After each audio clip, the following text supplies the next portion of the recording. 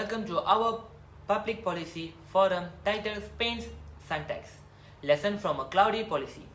I am Sharma, your moderator for tonight's discussion. We are here to unpack one of the most debated energy policies in recent Spanish history, the so-called Sun Tax, which tax individuals for generating solar energy for personal use. Was it necessary regulation or setback to green innovation and sustainability? We are joined tonight by four insightful panelists who will each bring a unique and important perspective to this conversation. But before we dive into our discussion, let me introduce them.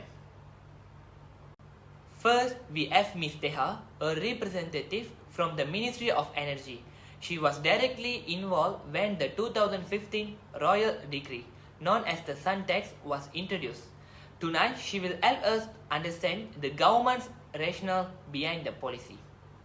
Next, we have joined by RENUGA, an environmental activist from the organization Solar for All. She was a prominent critic of the policy and has worked tirelessly to promote the renewable energy access for the communities across Spain. Also with us is ASMIRA, a homeowner who installed solar panels during the height of the sun tax period. Her personal experience offers an important look into how ordinary citizens were impacted. And finally, we have Dr. ZAHIRA, a respected economist and expert in renewable energy policy. She will help us analyze the broader economic implications of the sun tax and what Spain may have gained or lost from it. Let's begin.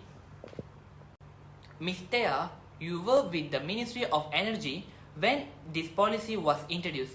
Could you walk us through the government's reasoning? Thank you, Sharma. Yes, the official name was Royal Decree 900/2015.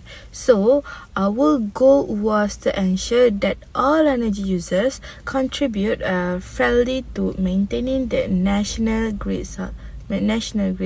So, solar users still rely on the grid at night or when their panels aren't generating enough. So, the policy wasn't about punishing solar user, was about equity. Also, the electricity market was under financial strain, so we had a large tariff deficit.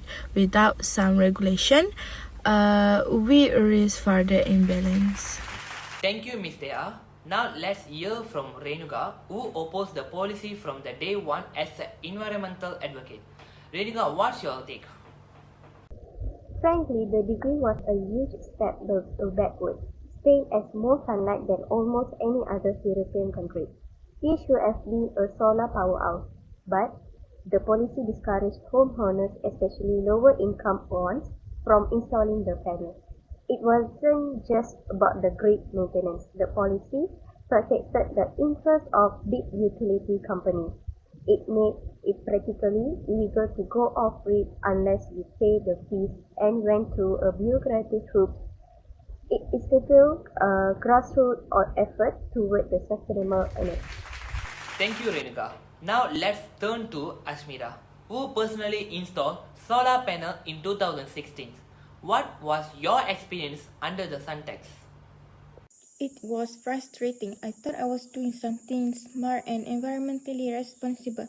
I invested over 9,000 euros into solar panels, but suddenly I was told that unless I registered with the government and paid a special fee plus potential penalties, I was technically breaking the law. Friends of mine who were interested in going solar backed out. Some feared the legal and financial risk. It created confusion and mistrust. The tax wasn't just financial, it was psychological. It sent the message, don't go solar. Thank you, ASMIRA. Finally, let's hear from Dr. ZAHIRA, our economist on the panel. What's your take on the sun tax from an economic standpoint? Okay, for me, there was a logic to cost sharing, but the real problem was how the policy was designed and implemented. It discouraged innovation and created uncertainty for investors. Spain lost valuable year in solar development. Meanwhile, countries like Germany and the Netherlands accelerated their transition with subsidy and support. Spain periodically taxed its most abundant natural energy resources. It's no wonder international headlines mock the policy. Since its repeal in 2018, we have seen 30% jump in solar installation in some regions. The market is recovering, but the damage done during those years is hard to ignore. That's all for me. Thank you. Thank you all for your perspective. Let's now open the floor for some dialogues. Ms. Teha, how do you respond to the concerns raised here? We have to understand them, and I admit the rollout could have been more balanced. But we had a responsibility to maintain the energy equity, while their citizens were more able to install panels and avoid grid costs, which are risk-burdening low-income users. But the solution should have been initiative for lower-income households, not barriers for everyone. This policy wasn't progressive, it was a regressive. Exactly. I had the means, but even I considered disconnecting the panels, it became a legal maze. Instead of encouraging community solar or local cooperative, we were told to wait for reform. There are also geopolitical angles. Spain could have been exporting solar technology and expertise it. Instead, we missed that wave. Policy must consider long-term strategic growth, not just term revenue recovery. That's all for me.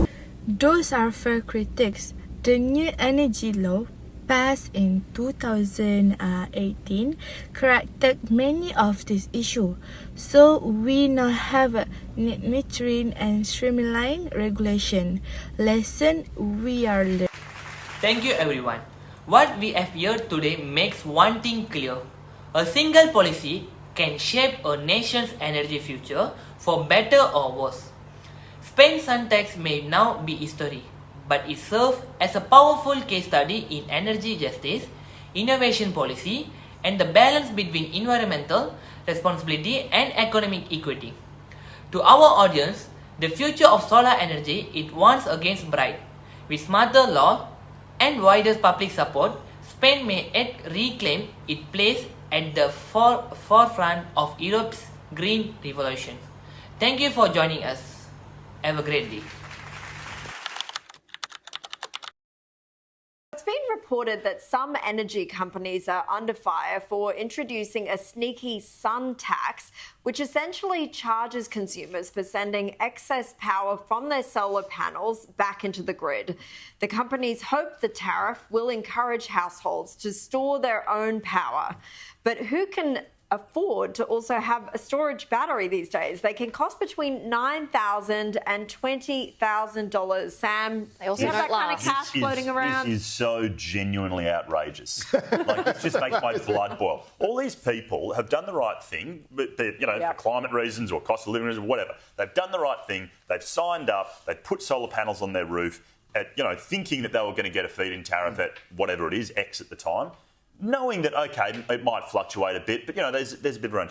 And then they get told, in some cases many years later, oh, no, actually, you're going to have to pay us to do this. Yeah. What bullshit. Like, what absolute bullshit. Yeah.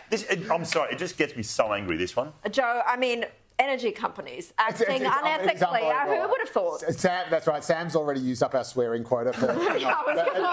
What more can you say? Like, it is the most pathetic, cynical thing. It incentivised the opposite of what everyone is trying to do, including what the energy companies themselves say they are trying to do. A similar thing happened in New South Wales with the solar rebate, where it was so incredibly. The government comes up. Imagine this: government comes up with a policy that is so incredibly popular that so many people take up and so many people say is fantastic that they have to immediately cancel and reverse it. And again, it's just like, do we want people to take up solar power or not? I feel that sometimes with these Greens policies, we saw it recently with the hybrid cars. They were pushing, apparently it wasn't green enough. People had to move to full EV. Yeah, exactly.